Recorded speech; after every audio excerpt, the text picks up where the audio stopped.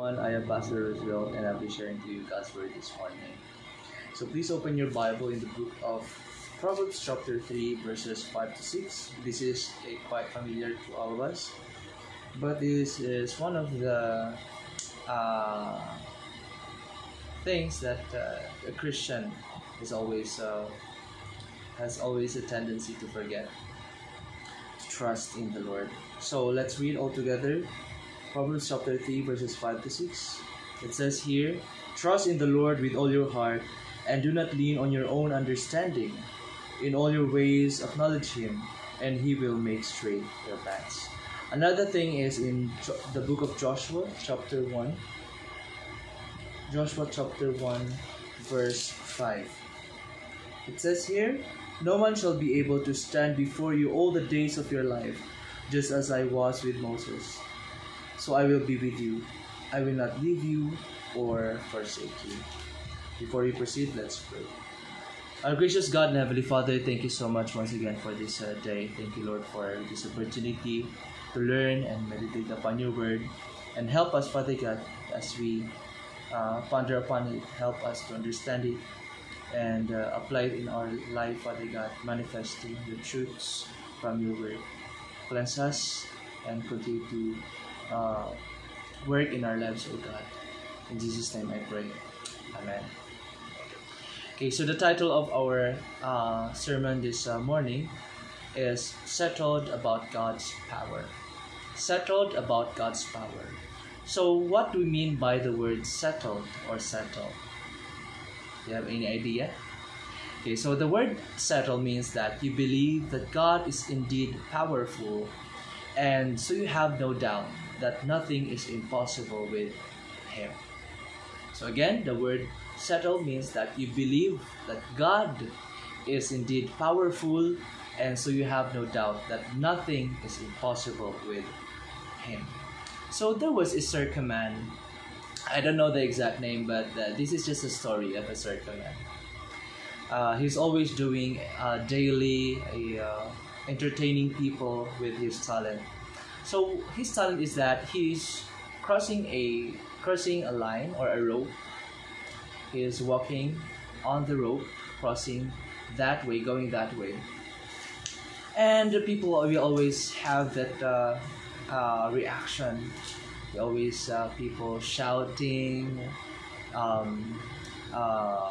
do you call this? Reacting with his every time he moves a little bit shaky on the rope until he reach on that on the finish line or on the other side. And then one man approached him and he said, "You know what?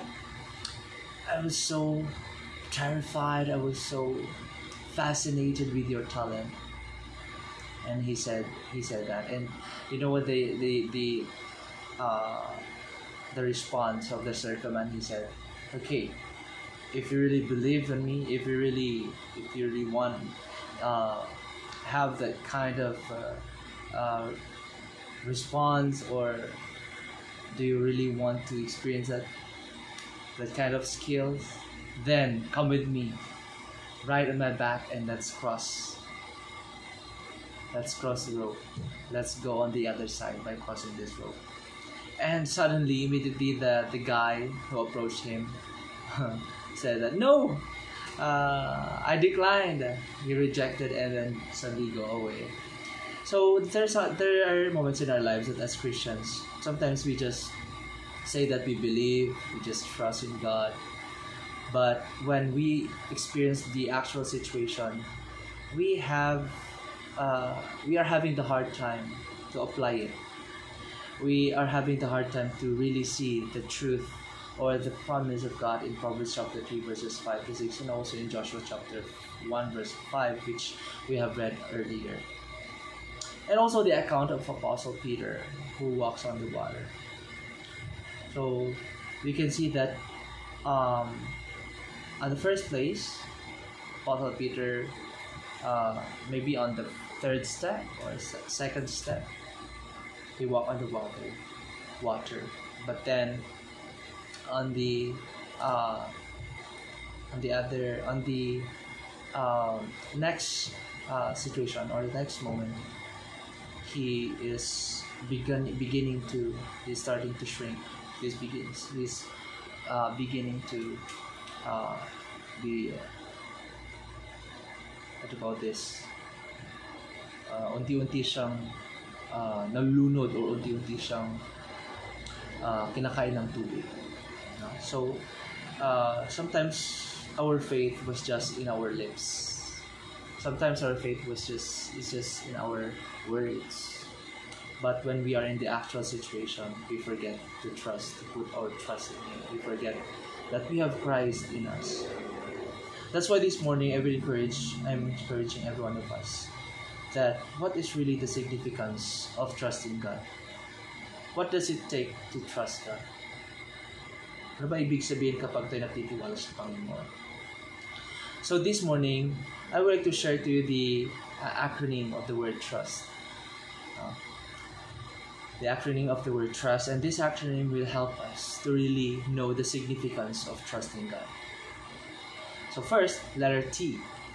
Turn your attention to who your God is. Turn your attention to who your God is. Do you really know who your God is?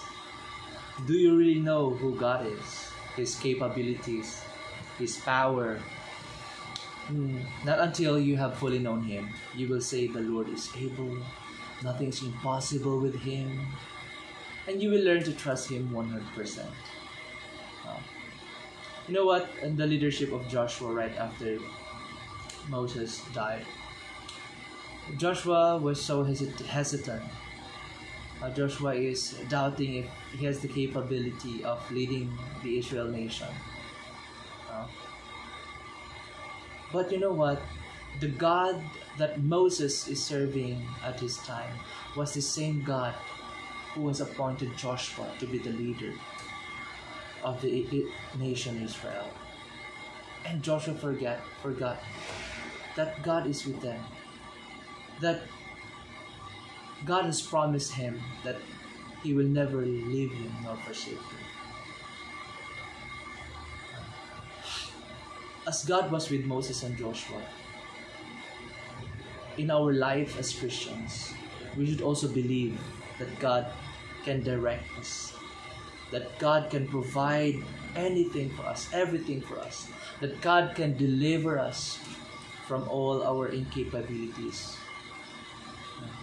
And He will enable us. If we think we are inadequate of doing things, knowing that God has appointed us to do that, let's remember God's promise that He will enable us.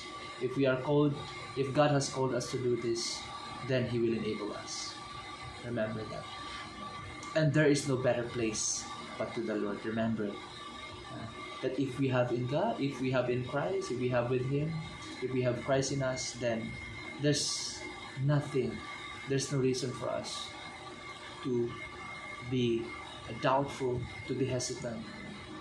Let's just persevere. Let's just do faithfully what God has entrusted us to do. And so God wants us to know more about Him. God wants us to grow, for us to grow in our knowledge of Him, and also to radiate the character of God within us. So let's turn our attention to who our God is. Know Him more in your life. Letter R. Rely what God can do. Did you know that God's power has no limit?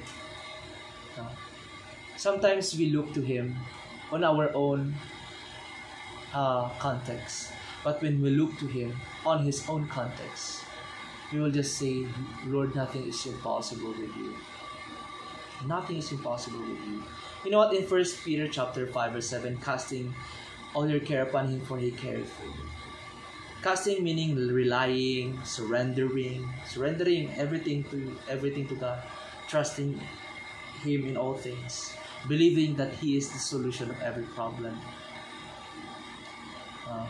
Example is the story of the fishermen who were fishing on the shore. when Jesus instructed them to cast their net on the other side, suddenly, maybe an hour or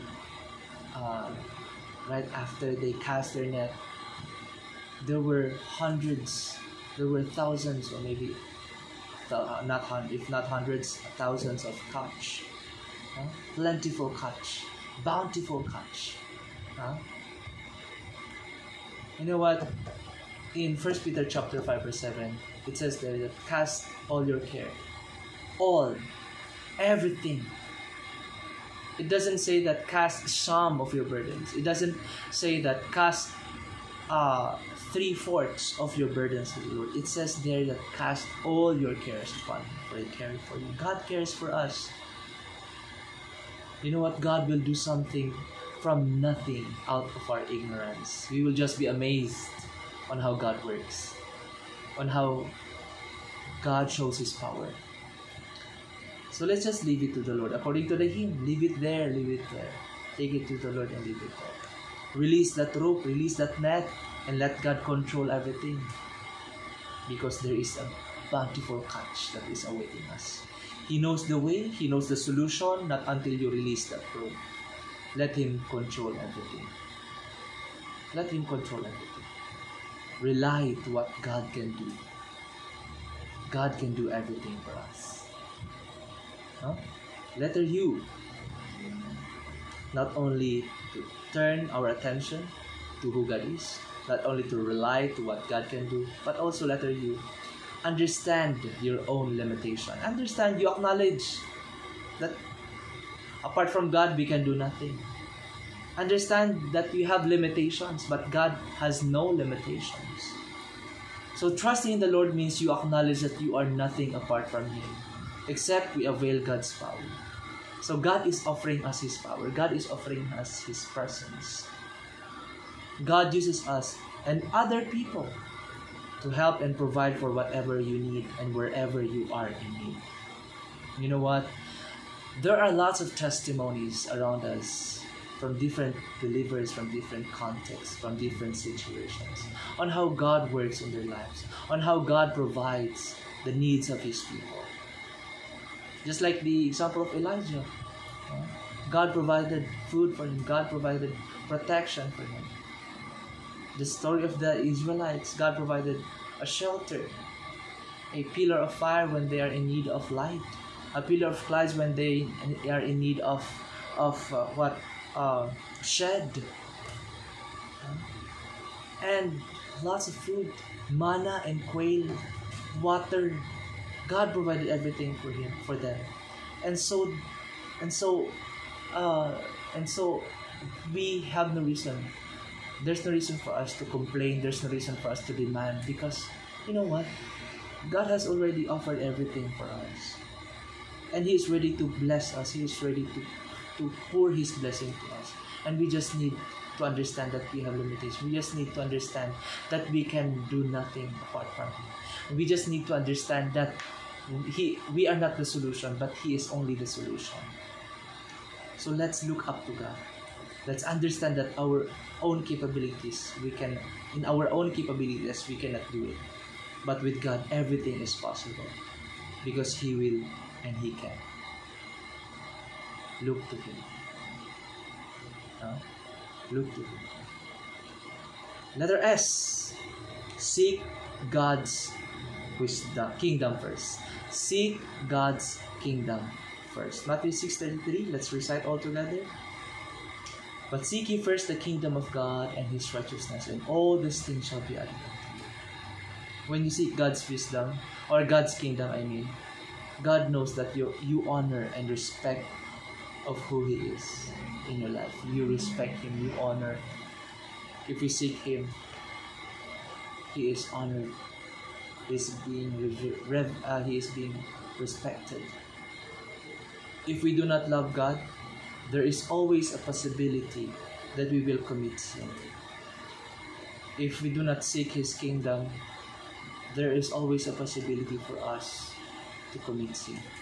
Remember that wickedness cannot be blessed by God. Wickedness cannot be blessed by God. Darling sins are hindrance of blessings to flow. What is that darling sin in your life that you still hold and cannot give up? It is like a trap inside your vein that causes heart attack and worse, death. Let's surrender that to the Lord. It is only you and God knows it. Throw it away and remove that in your heart, in your life. It will hinder the many answered prayers. Delight yourself in the Lord. Delight yourself in the Lord. Kung tayo nag-crave tayo ng maraming pagkain, we are craving sa mga siguro lechon, ano pang mga pagkain dyan, kape, coffee lovers siguro tayo, may mga gusto tayo mga gadgets. But then, there's so much things. There's so much rather than material things. God wants us to delight ourselves in Him. Dapat siya yung hinahanap-hanap natin. It is not the things on this world.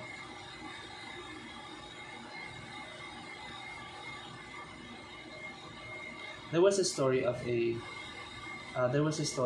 man. Story lang to.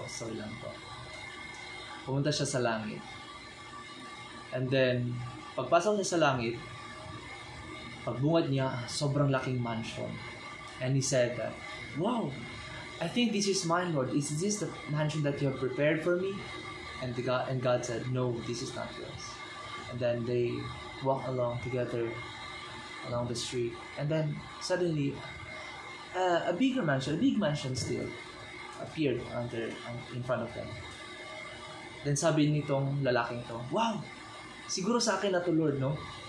And then God told him, no, hindi para sa'yo yan. And then, medyo paliit na ng paliit yung bahay, yung mansion. Lord, siguro naman ito na yung sa akin. But God responded and said, no, that's not yours. Medyo nadi-discourage na yung lalaki. Naglakad pa rin sila. And then may nakita siya sa dulo ni Pahat. And then sabi ng Panginoon, that's yours. That's actually yours. Sometimes, in reality, to us Christians, sometimes we have the tendency to demand bigger things, even if we deserve little things, small things. Sometimes hindi pa natin deserve yung mga maliliit na bagay. But yung realidad kasi minsan, we demand bigger things to the Lord, even if we deserve, even if we don't deserve, even if we deserve nothing. So God wants us to seek Him first in our lives before seeking His blessing towards us. And last, letter T. Thank God for everything. Thank God for everything.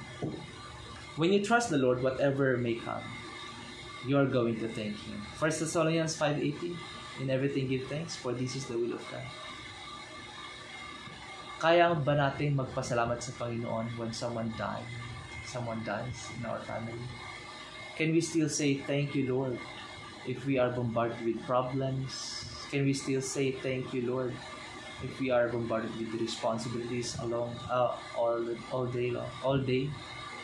Can we still say, thank you, Lord, if we are tired, if we are frustrated in life already, if we are depressed, if we are stressed? Can we still say, thank you, Lord? But 1 Thessalonians chapter 5 verse 18 says that in everything give thanks, for this is the will of God. Can we still thank Him even if maliit yung blessing, tuyo lang yung ulam natin? Can we still thank Him kahit na yung bahay natin maliit? Can we still thank Him kahit na yung grade natin mababa? Can we still thank Him kahit na konti lang allowance natin everyday? O minsan pa nga wala tayong pera. Can we still thank Him of those situations in our lives? Do not be afraid to become a pastor because of the wrong concept that a pastor's life or being a believer of Christ is poor. You know what? God did not guarantee us that if we follow Him, blessing lang yung ma-enjoy natin. Na maging prosperous na yung buhay natin. That if we follow Him, walang problema, walang struggles, walang financial crisis. God did not guarantee us to be blessed every single of our lives when we follow Him. Especially kapag tayo magpapastor, sometimes we are diverted. Yung focus natin sa calling natin, na-divert sa mga bagay. Sometimes we compare ourselves. Why? Bakit yung mga ibang classmate ko, they are very successful, they are businesswomen, they already, nagpatayo na silang bahay, nagpakasal na sila, mayaman na sila. And ikaw, nagpapastor, nag-aaral ka pa lang, yung salary ng pastor o yung labit ng pastor, hindi pa umaabot kahit 1/4 pa sa sahod nila. Sometimes we have that tendency, no? But you know what? The greatest call, the highest call that we can ever receive is to be in the service of God, to be in His kingdom service. We are actually richer than them. It is not to brag around, but you know what? Spiritually and eternally, we will be richer than these people that we think that they are rich. Siguro materially, mayaman sila dito sa mundo. But spiritually, knowing that we have Christ, who has everything, who is the source of everything, let's not doubt. Let's just continue doing everything that glorifies and pleases His name. Just follow Him. Just be faithful to Him. This is the essence why God is encouraging us always to be thankful, because andito ako, sabi ng Panginoon, I am here and just here. This is the meaning of the word trust. That we need to trust in God, whatever situation that we are facing, whatever circumstances that will come our way, let's trust in Him. Do you trust Him? Do you trust God?